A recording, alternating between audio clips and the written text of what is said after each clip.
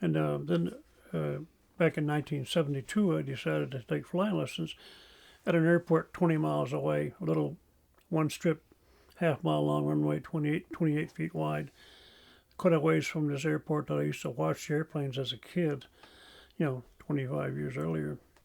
And right from that small airport, I would take my night flying lessons at Barnes Municipal, which is the airport I used to sit on the fence at. And I remember landing at night in the airport, and if you do like two or three touchdowns, touch and goes, a touch and go at each pass. And as I'd fly by that wooden fence, I'd glance off to the left and see that fence, and I said, "Man, did it." After being a kid and saying, "Wish I could do that," I was doing it. There's such a feeling of self-satisfaction to be able to say you can fly that airplane, and really cool. Really, I thought that was a great accomplishment. But getting back into Well, just real quick before we move on, so once you got your license, what'd you do with it? just flying for pleasure. I mean, I would take and when I worked for this company called Gasland in the retail business, I had 168 stations under my control. A lot of pressure, a lot of bad days. So if I had a bad day going when I was in the airport area, if I was within 10 miles of the airport, I would just take and pack it in, go to the airport, run the plane for an hour, and I would take off. And I go from there to a airport that was about 50 miles north of that airport, called Orange, or like an orange, and I'd land there, and I'd park in the airplane. I'd go over to the hamburger stand, get a hamburger and a Coke, and sit back in a picnic table, and I watched it was a sky jumping lessons being taken. And there'd be like 15, 20 people jumping out of the airplanes. And I do that. And I do that like once every couple of weeks. I go up and I love to watch people jump out of airplanes and just parachute down. And I really enjoyed that. And talk about relaxation. By the time you get back to the original airport with the airplane and turn it back in, your whole day just changed. Everything's relaxed and cool. So to me, it was a lot of self-satisfaction. And then I'd always take people for rides, my family and friends, and it was always interesting to watch. You get up around 6,000, 8,000 feet, and you tell the person next to you, just put your feet on the pedals and your hand on the yoke, and just don't push them. Just feel where the control is happening. And I make a couple of turns, and I says, okay, now just put a little pressure on the pedals. And I take my feet off. I said, just mimic my turns, and they would do that. I said, well, now you're flying the airplane. And the look on their face like, what? And they let them fly for about 15, 20 minutes. And it was, people enjoyed that. And they'd go back and tell their friends they flew an airplane, which is great. I mean, I enjoyed doing that. Well, you hear that Pete's getting his license now. Pete's taking his test this Saturday. He's gone through over 40 hours of lessons. He's going to get a better license than I. Well, same license, but he's got more training than I ever had. I had a small airport, no control tower. He's going through a control tower at T.F. Green Airport in Providence. He's got real good instructions there. He's going to be a good pilot. Y'all going to try to go up when he comes down this summer? No doubt about it. I mean, I'll guarantee you that. We'll go over to Barnes Airport and get a little airplane. We'll take off, and I guarantee we're going to do that.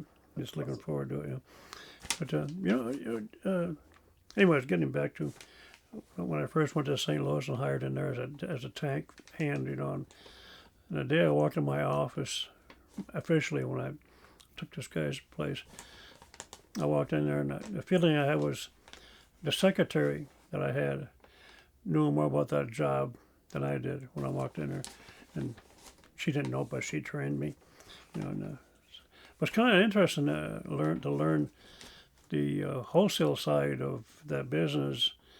A challenge, really a challenge, and I really enjoyed it. And then 4 years later, I come to Houston and walked into the barge business and made that very successful, and did some real good contracts that gave me a good position. And so I really, when you think about it, it's really it was a lot of challenges in my life and different jobs and so forth, and I really enjoyed them. But when I look back at, we had talked earlier in the other video about race, what race was like. And I mentioned I worked for this company called Gasland, Gas Town, and there were a bunch of retail stations. And my job was to go out and hire supervisors. Each supervisor had 11 stations. He'd hire managers and so forth. And when I was a supervisor, I took it upon myself, hearing all these white people talk about blacks in a very derogatory terms, and like you couldn't trust them, and you heard a lot of that talk back in the 60s and 70s. And I took offense to that. I really didn't like to hear that kind of talk. And I figured when I started hiring managers for these gas stations, but one of my goals was to find a real good black manager and prove that there are a lot of good black people out there and a lot of you can trust, And I did. I found one guy, and the guy was real cool. I mean, they're very well spoken, very neat, very well dressed, and he wanted to be a station manager. So I trained him and got him into a very high volume. Excuse me one second. Okay. I got him into a high volume gas station, and he did very well. He did very well. He was in there about 4, 5, 6 months, and I met him and his wife, and the wife was a white girl, real nice girl. Just ideal couple. This is in the 60s? This is in the 70s, early 70s. Okay.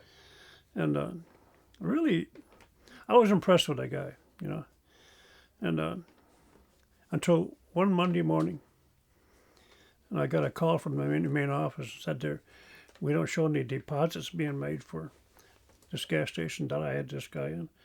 I said, oh no. So I'm down at the station right now, and the station's closed, locked up tight.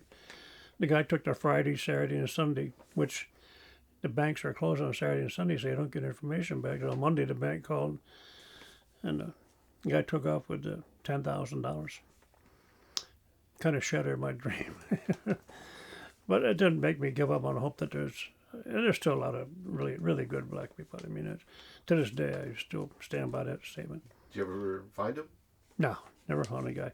$10,000 back in 1972, 73 would take you a long ways. I mean, you could go somewhere and hell, you just go one city away. I would never find him. I wouldn't find him in the city I had him in. I would never find the guy. That city was 150,000 people.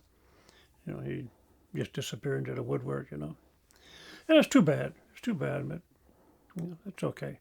But basically, I've gone through a lot of my bringing up and what I did when I was brought up, and kind of like put it all in a nutshell. You think about this then and now. Back then, you got spanked, and you got beaten, and you got whipped or paddled or what I might call it for part of your discipline. Today, you can't do that. You can't spank a kid like we got spanked, or give him a belt, take your belt up and spank a kid.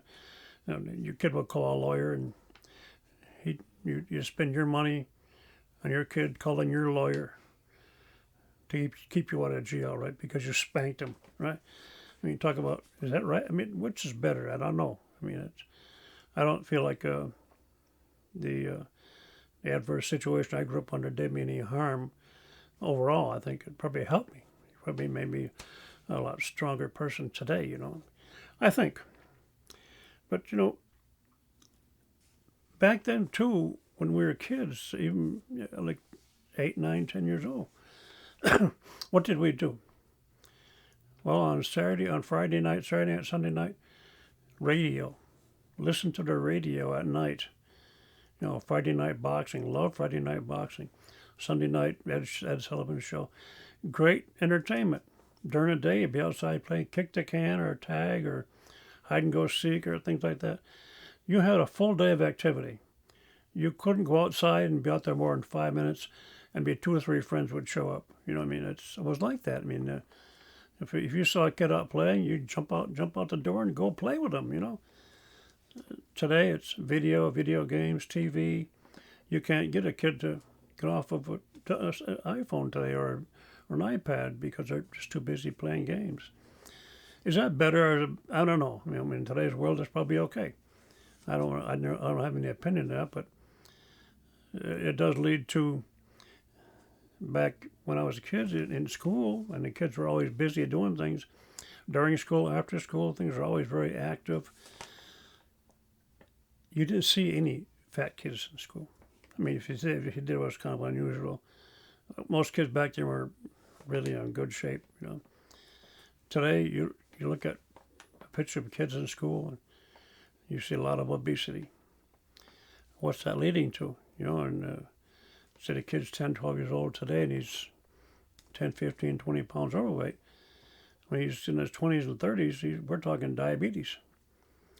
Where's that going to lead to? I mean, are we self-destructing? I mean, medically, it's kind of crazy to think about it that way, but we never saw a bunch of overweight kids when we were in school.